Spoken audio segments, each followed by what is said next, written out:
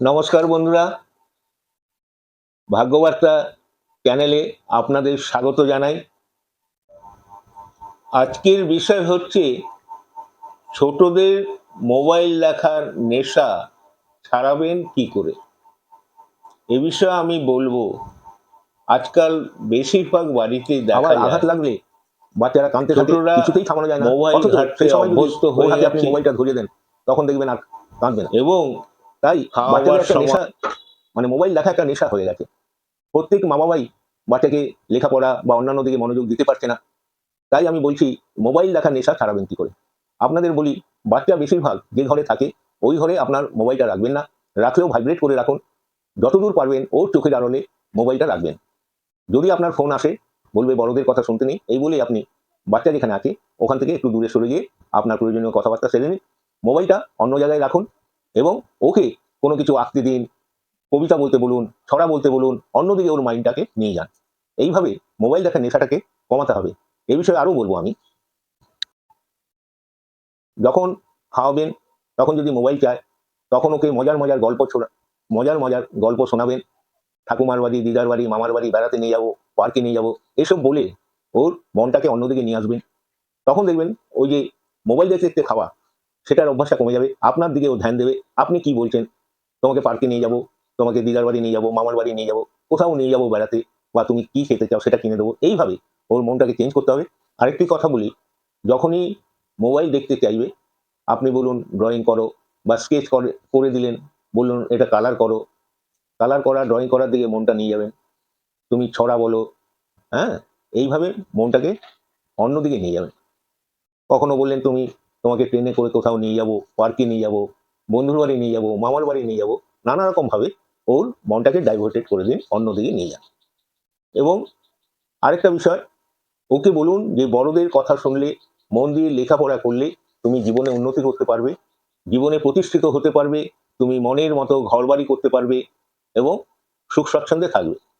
আশেপাশে দেখো, মানুষ কেউ বিলাসিতার মধ্যে আছে, চারতলায় বাস করে, এসিতে থাকে, 4 টাকা গাড়িতে চড়ে।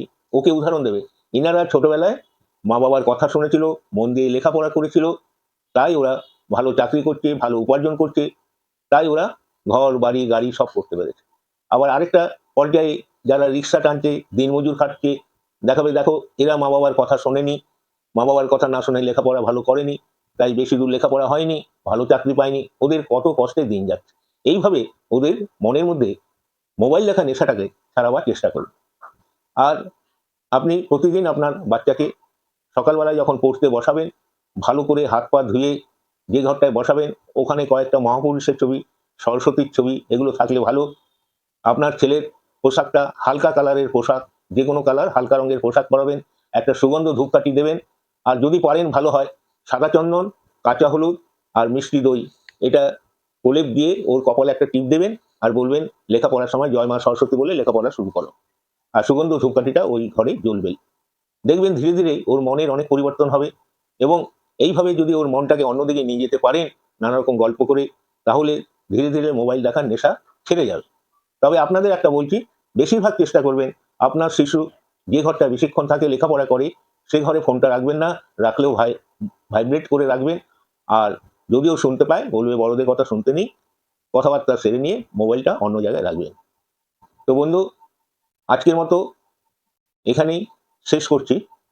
কিন্তু আমার সঙ্গে সরাসরি কথা বলতে গেলে বৃহস্পতিবার বাদ দিয়ে যে কোনো দিন সকাল 11টা থেকে 12টা আর সন্ধ্যেবেলা 8টা থেকে 9টা আপনি ফোন করতে পারেন।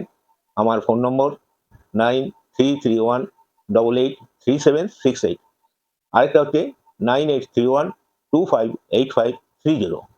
এবং আপনারা এই ভিডিওটা লাইক করুন, শেয়ার করুন, সাবস্ক্রাইব করুন এবং কমেন্ট বক্সে লিখে পাঠান। আপনাদের সুস্থতা কামনা করে, দীর্ঘায়ু কামনা করে এবং শুভেচ্ছা জানিয়ে আজকের মতো এই ভিডিওটা এখানে শেষ। বন্ধুরা, আমার এই ভিডিওটা লাইক করুন, শেয়ার করুন, সাবস্ক্রাইব করুন ও কমেন্ট বক্সে লিখে পাঠান।